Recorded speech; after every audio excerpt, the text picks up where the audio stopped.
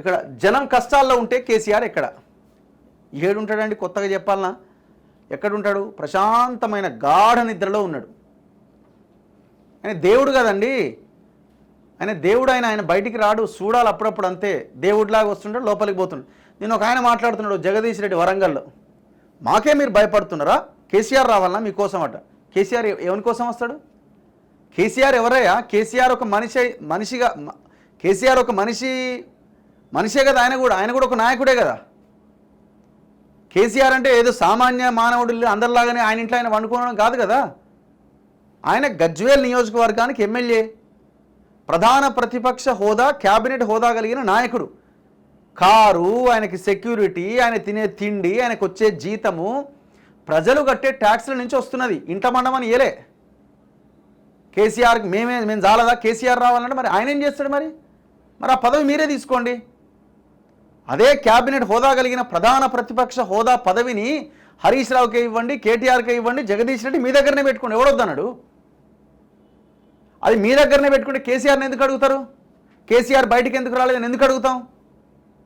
కేసీఆర్ ఒక ఎమ్మెల్యేగా, అపోజిషన్ లీడర్గా ఉన్నాడు కాబట్టి, అసెంబ్లీలో శాసనసభాపక్ష నాయకుడిగా ఉన్నాడు కాబట్టి, ప్రజలు జీతం ఇస్తున్నారు కాబట్టి అడుగుతున్నారు. లేదు ఇప్పుడు ఎక్కడో ఉన్న ఎమ్మెల్యే, ఆదిలాబాద్లో ఎమ్మెల్యే వీడికి ఎందుకు రాలేదని అడుగుతున్నారు ఎవరన్నా? అడగరు. గజ్వేల్కి ఏమన్నా జరిగితే అప్పుడు ఎమ్మెల్యే బయటికి రాకపోతే అప్పుడు అడుగుతారు.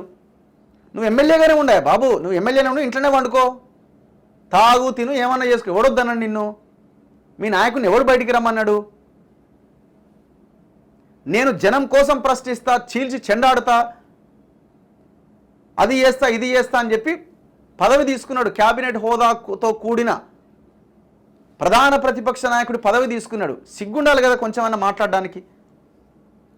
అరే మీరేమన్నా ఈ సమాజానికి, ఈ చట్టాలకి, రాజ్యాంగానికి అతీతులా మీరేమన్నా? లేకపోతే ఆయన ఏమన్నా అతీతుడా? ఇంత జరుగుతుంటే మీరు బయటకు వచ్చి మాట్లాడాలి కదా. గవర్నమెంట్ చేస్తున్న మీరు ముఖ్యమంత్రిగా 10 సంవత్సరాలు పనిచేశారు, ఎక్స్పీరియన్స్ ఉన్నది. ప్రభుత్వానికి సలహాలు ఇవ్వండి. ప్రభుత్వం తప్పు చేస్తే నిలబడి కడిగి పారేయండి, గ్రౌండ్కి వెళ్ళండి. నేను ముఖ్యమంత్రిగా ఉన్నప్పుడు వాళ్ళకి ఇప్పుడేం పోతున్నాయంటే దూకండి. ప్రజలు కష్టాల్లో ఉన్నారని బాధ్యత గల ప్రభుత్వంగా మేమంతా క్షేత్రస్థాయిలో పర్యటిస్తున్నాం. కానీ ప్రతిపక్ష నేతకు బాధ్యత లేదు. అందుకే ఆయన ఫామ్ హౌస్కు పరిమితం అయ్యారు. కేసీఆర్ సీఎంగా ఉన్న 10 ఏళ్ల పాటు రాష్ట్రంలో ఎలాంటి నష్టం జరిగినా ప్రజల్లోకి వెళ్లలేదు.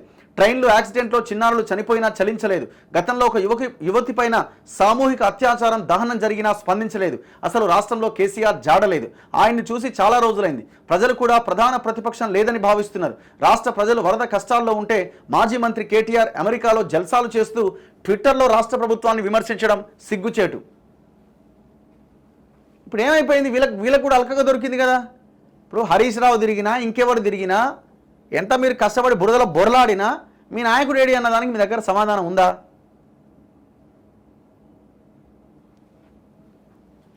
చేతగానోడు ఎందుకు తీసుకోవాలి పదవి? Last question. చేతగానోడు పదవి ఎందుకు తీసుకోవాలి? ఇంట్లోనే పండుకోవాలి.